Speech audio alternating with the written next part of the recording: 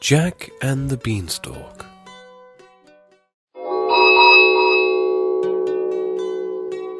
There once lived a widow with her young son Jack. All she had was a cow, which she fondly called Milky White.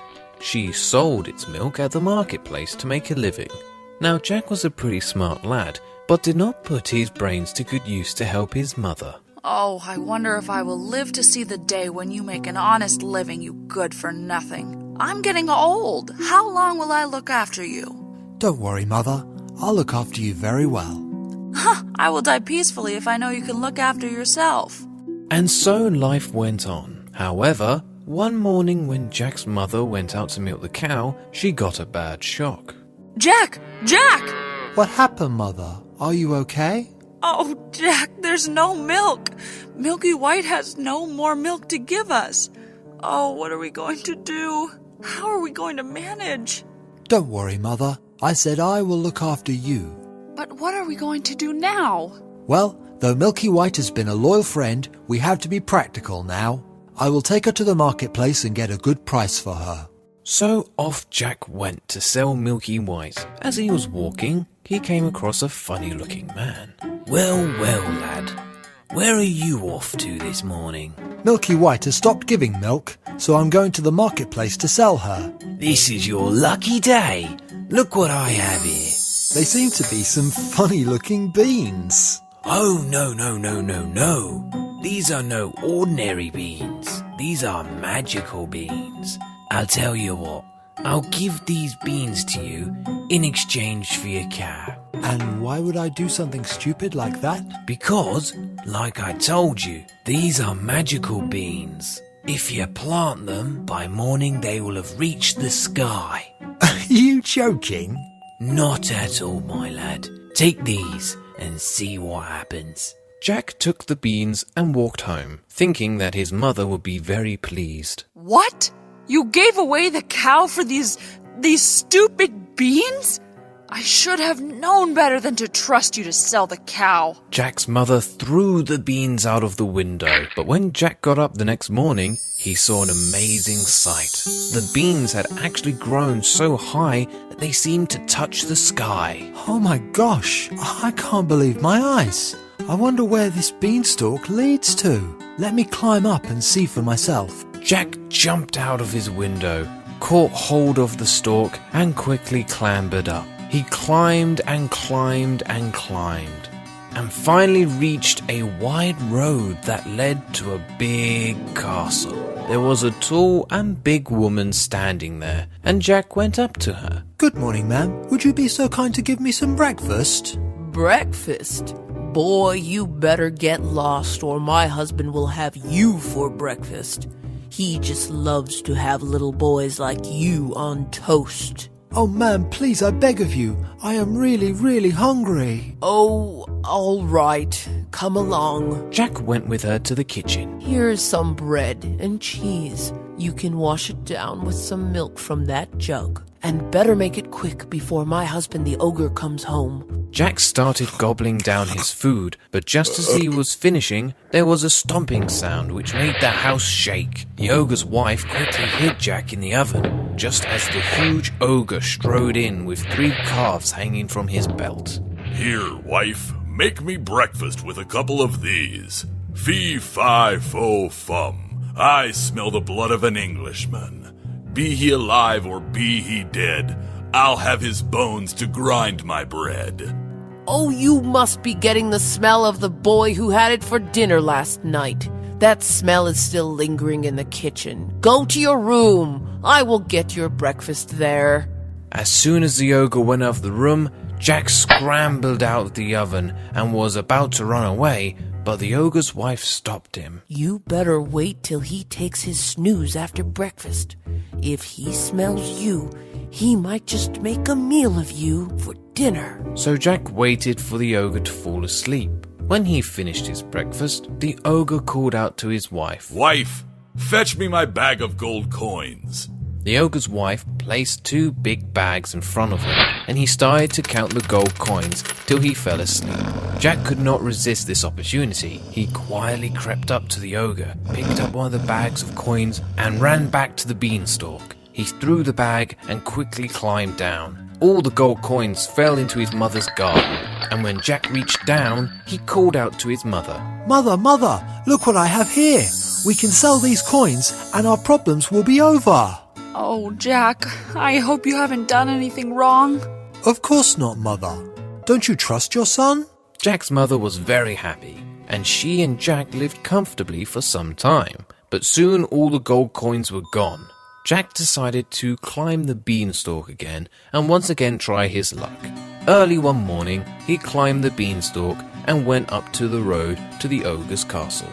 The ogre's wife was at the door, and Jack went up to her. Oh, ma'am, would you be kind enough to give me some breakfast? I am really starving. Off with you, boy. The last time you came, my husband's bag of gold coins went missing. Oh, ma'am, I'm so sorry to hear that. I hope you don't think I had anything to do with it. But I'll tell you what, you give me some breakfast and I will tell you something about that bag of gold. I don't know if it's a good idea to believe you. Go on, have your breakfast, but make sure you are done before my husband gets back. Jack had just finished on his breakfast when he heard the thumping steps of the ogre. Once again, the ogre's wife quickly hid him in the oven. Ah, I'm hungry, wife. Broil these 3 oxen for me. Wait a minute. Fee-fi-fo-fum. I smell the blood of an Englishman.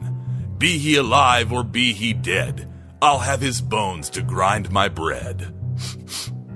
Oh, stop it. You always seem to be smelling the blood of an Englishman. The ogre's wife convinced him again that there was no Englishman. After breakfast, the ogre called out to his wife. Wife, bring me my hen that lays the golden eggs. The wife went into the room and returned with a hen, which she placed on the table before her husband. Aha, my wonderful hen, lay. Before Jack's astonished eyes, the hen laid a beautiful golden egg. The ogre was very happy and soon began to doze off. A hen that lays golden eggs? I have to have it. Mother and I will never want for anything ever. Quietly, Jack crept up to the table and pounced on the hen and was off in a jiffy. But the hen got scared and cackled and woke the ogre up. Hey, you! Stop, you thief! But Jack was too quick for the huge ogre. Before the ogre could even get up, Jack was running down the road and then quickly scrambling down the beanstalk. As soon as he reached down, he rushed into the house and called out to his mother. Now, why are you panting so, Jack? And where did you get this hen from? Mother, you have to see this to believe it. Hen Lie. Jack's mother could not believe what she was seeing. Come on, Jack. Say lay once more and see what happens. Jack says lay again, and the hen lays another perfect golden egg. Oh, Jack, we will never want for anything ever again.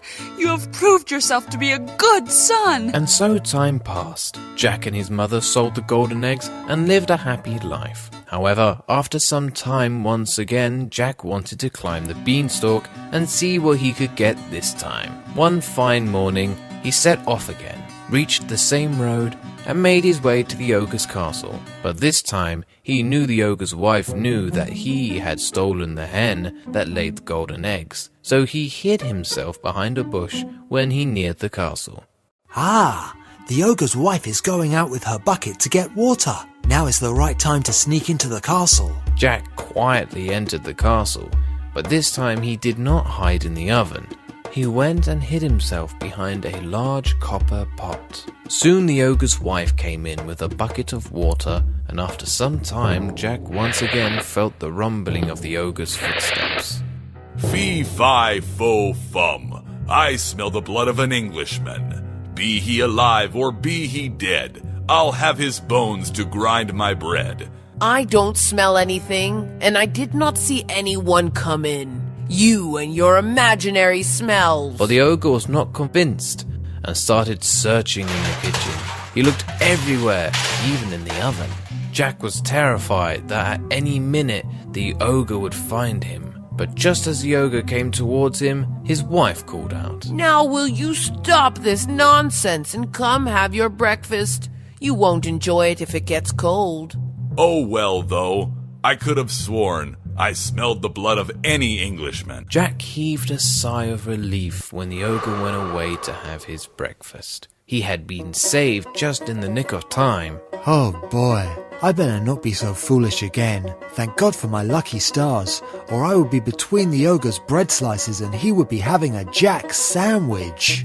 When the ogre finished his breakfast, he called out to his wife to bring the golden harp. Oh, how beautifully the harp sang. Jack had never heard such a sweet music. As usual, the ogre soon started feeling sleepy and nodded off. Jack waited a while, then slowly crept up to the ogre and snatched the magical harp.